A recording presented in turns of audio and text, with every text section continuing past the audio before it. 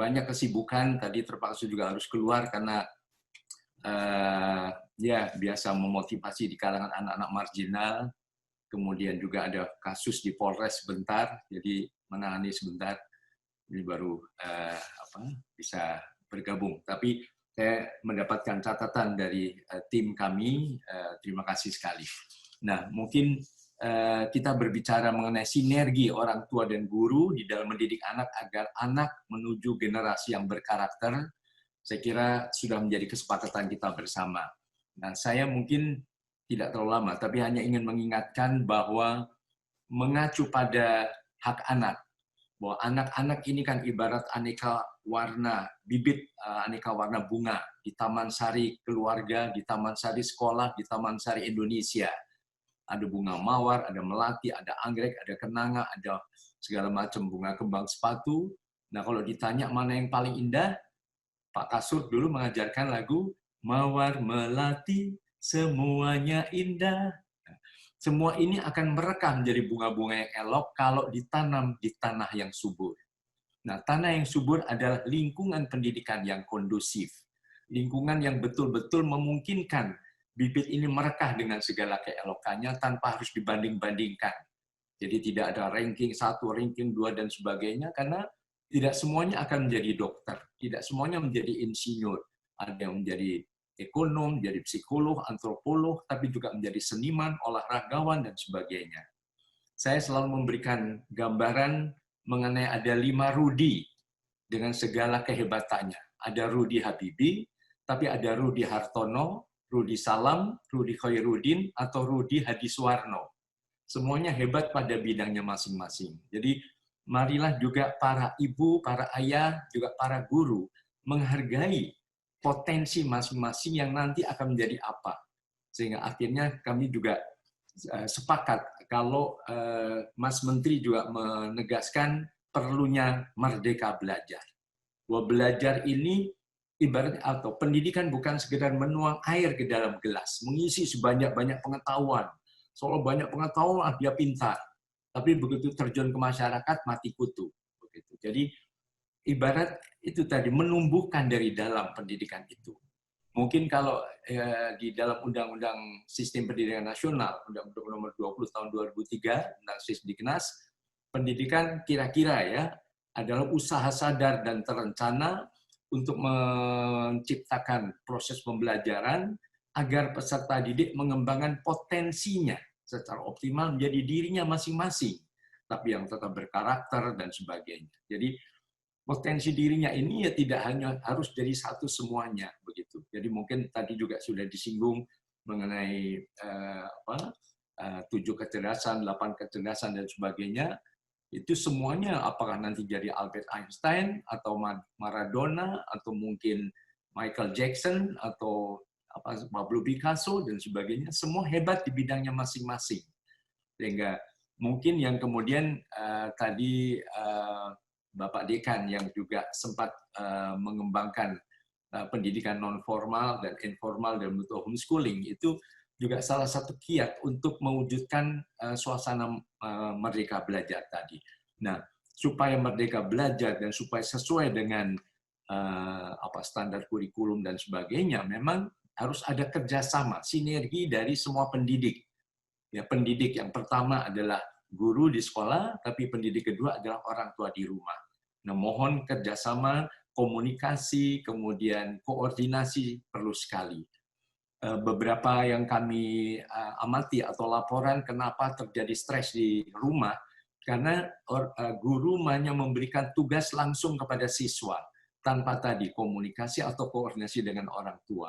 Padahal belum tentu situasi rumah itu nyaman, atau seperti beberapa yang diduga oleh kita para guru dan sebagainya. Jadi tentu harus ibaratnya mendidik anak juga perlu orang sekampung begitu. Jadi kadang-kadang juga memberdayakan warga sekitarnya. Keluarga yang terdekat adalah justru tetangga. Namanya RT, rukun tetangga. Tapi kadang-kadang kita lupa tidak terlalu rukun. Rukun warga kurang rukun. Jadi marilah kita juga ada, walaupun tidak usah harus bertemu, tapi melalui sekarang media sosial, tetangga kiri kanan tetap bisa berkomunikasi melalui telepon dan sebagainya. Mungkin hanya keluar sebentar memberikan tetap dengan masker dan jaga jarak, tapi komunikasi ini bisa dilakukan. Jadi itu yang paling penting adalah koordinasi, dan kemudian juga perlu juga berani berubah. Kita sekarang memang seolah dipaksa. Mungkin ada yang mengatakan ini adalah revolusi pendidikan. Pendidikan sudah bukannya sekedar rame-rame, tapi ya akhirnya sekarang terpaksa harus di rumah. Kita tidak tahu sampai kapan ini berakhir, sampai kapan ini akan terus bertahan dengan cara belajar di rumah saja, tetapi dengan kekuatan kreativitas, dengan pemberdayaan potensi dari anak-anak sendiri juga, saya kira juga akan banyak terpecahkan. Jadi salah satunya juga dengan mulai akrab dengan teknologi. Bukan zamannya lagi, saya nggak bisa, saya gaptek, dan sebagainya. Kita, para guru, para orang tua juga harus berani berubah. Juga harus berani belajar kepada siswa. Sehingga para siswa juga bukan ditekankan sekedar menghafal materi, tetapi juga bagaimana mencari sendiri. Bukan learn how to learn, tapi what to learn, tapi learn how to learn. Jadi bagaimana belajar itu. Misalnya bukan sekedar hafal teori misalnya dalil Pitagoras. Wah, Pitagoras apa? C kuadrat A kuadrat plus B kuadrat. Ngerti nggak gimana irinya? Enggak. Nah, seorang yang mungkin diarahkan untuk tadi dengan proses belajar yang merdeka, yang lebih demokratis, mungkin ada ide-ide bagaimana membuktikan betul nggak C kuadrat adalah A kuadrat plus B kuadrat misalnya. Nah, mungkin ini dia mencoba dengan tali sepanjang satunya 4 meter, satunya 3 meter, dibuat siku-siku. Nah, teorinya ini, sisi miring ini antara sudut A dengan C ini adalah akar dari berapa ini? 4 kuadrat 16 ditambah 9 gitu. Oh, ini berarti 12, akar 12 ada 5. Diukur, ternyata benar. Jadi anak mencari sendiri, menemukan sendiri, sehingga artinya anak belajar itu merasa mengasyikkan. Sekarang kadang-kadang beberapa keluhan dari siswa adalah saya seperti robot, harus begini, harus begini, harus begini, dan sebagainya.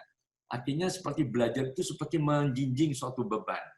Tapi bagaimana belajar itu seperti mengendarai beban itu. Bukan menggotong sepeda, tapi mengendarai sepeda, sehingga akan menuju ke tempat lebih lancar, lebih mudah, lebih mengasyikkan, dan akhirnya juga lebih efektif begitu. Nah, ini mungkin yang harus lebih diupayakan dengan tadi koordinasi antara orang tua dan guru. Tadi juga ada gagasan bagaimana orang tua juga sering ke sekolah, bagaimana berdiskusi dengan guru. Nah, tadi disebut ada komite sekolah tadi. Itu yang mungkin harus diberdayakan. Bahwa mendidik anak bukan hanya sekedar tanggung jawab guru, juga tanggung jawab orang tua. Dan kita juga tahu bahwa isi pendidikan itu juga luas kan, bukan sekedar ilmu pengetahuan dan teknologi. Tapi ada 5 kan, dan nomor 1 adalah justru etika.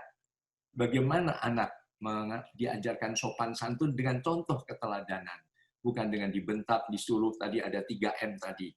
Ya. Jadi bukan dengan menyuruh dan sebagainya, tetapi justru memberikan contoh. Tadi juga sudah disebut Ki Hajar Dewantara ngarso sung tulodo. Berikanlah teladan lebih dahulu. Ing madya bangun karso, memotivasi dengan bersama-sama di tengah, dan tutwuri hendayani, ada saatnya anak juga maju ke depan untuk mengembangkan kemampuan belajarnya secara lebih mandiri, tapi lebih kreatif, tapi tetap dikontrol sehingga tidak terlalu menyimpang dari rel yang sudah ditentukan, misalnya begitu. Jadi mungkin suasana penuh persahabatan, penuh kekuatan cinta, itu yang perlu terus dikembangkan, apalagi saat pandemi COVID-19 ini. Misalnya bukan mengeluh, tapi coba kita lawan corona dengan apa? Kita sekarang bikin masakan yuk, untuk nanti berbuka puasa, kue corona namanya. Begitu mirip model corona, begitu saatnya puasa kita ganyang rame-rame, akhirnya kita menang. Atau mungkin bikin lukisan corona, bikin puisi tentang corona, pasti akan aku kalahkan, dan sebagainya. Atau bisa juga mencipta lagu corona. Nah, ini boleh saya izin sebentar supaya suasananya lebih cair ya, membawakan lagu corona ini. Ayo kita lawan itu virus corona, tetap waspada, tidak kemana-mana, jagalah selalu kesehatan kita untuk saat ini di rumah saja. Cucilah tanganmu, janganlah sampai lupa memakai sabun hingga bersih semua. Tetaplah belajar dengan gembira, tapi saat ini di rumah saja. Misalnya. Jadi suasananya penuh dengan dinamika, demokratis, dan persahabatan. Sehingga mudah-mudahan persahabatan antara orang tua dan guru, dan kemudian orang tua, guru, dan siswa atau anak-anak juga akan terjalin sehingga menjadi semacam super team untuk tadi. Tujuan pendidikan memunculkan suatu anak-anak bisa mengembangkan potensinya secara lebih optimal. Mungkin sementara itu yang bisa kami